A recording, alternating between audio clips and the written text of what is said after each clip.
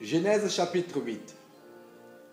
Dieu se souvint de Noé, de tous les animaux et de tout le bétail qui était avec lui dans l'arche. Et Dieu fit passer un vent sur la terre, et les eaux s'apaisèrent. Les sources de l'abîme et les écluses des cieux furent fermées, et la pluie ne tomba plus du ciel.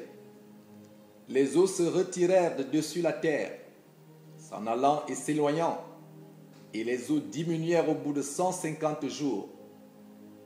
Le 7e mois, le 17e jour du mois, l'arche s'arrêta sur les montagnes d'Ararat. Les eaux allèrent en diminuant jusqu'au 10e mois. Le 10e mois, le 1er jour du mois, apparurent les sommets des montagnes. Au bout de 40 jours, Noé ouvrit la fenêtre qu'il avait faite à l'arche. Il lâcha le corbeau qui sortit, partant et revenant, jusqu'à ce que les eaux eurent séché sur la terre. Il lâcha aussi la colombe pour voir si les eaux avaient diminué à la surface de la terre. Mais la colombe ne trouva aucun lieu pour poser la plante de son pied, et elle revint à lui dans l'arche, car il y avait des eaux à la surface de toute la terre. Il avança la main, la prit, et la fit rentrer auprès de lui dans l'arche. Il attendit encore 7 autres jours, et il lâcha de nouveau la colombe hors de l'arche.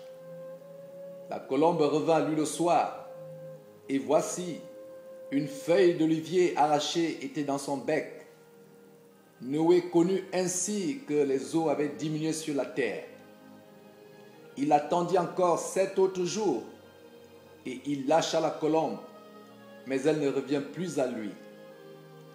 L'an 601, le 1er mois, le 1er jour du mois, les eaux avaient séché sur la terre.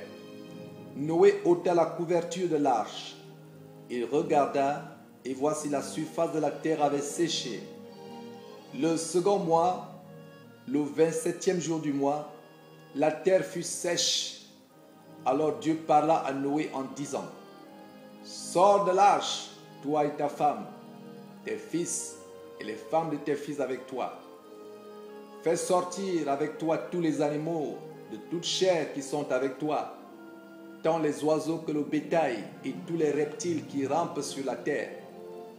Qu'ils se répandent sur la terre, qu'ils soient féconds et multiplient sur la terre. Et Noé sortit avec ses fils, sa femme et les femmes de ses fils. Tous les animaux, tous les reptiles, tous les oiseaux, tout ce qui se meut sur la terre selon leur espèce, sortit de l'arche. Noé bâtit un autel à l'Éternel.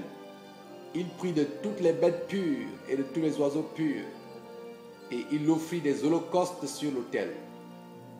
L'Éternel sentit une odeur agréable, et l'Éternel dit à son cœur: Je ne maudirai plus la terre à cause de l'homme, parce que les pensées du cœur de l'homme sont mauvaises dès sa jeunesse, et je ne frapperai plus tout ce qui est vivant comme je l'ai fait. Tant que la terre subsistera, les semailles et la moisson, le froid et la chaleur, l'été et l'hiver, le jour et la nuit ne cesseront point.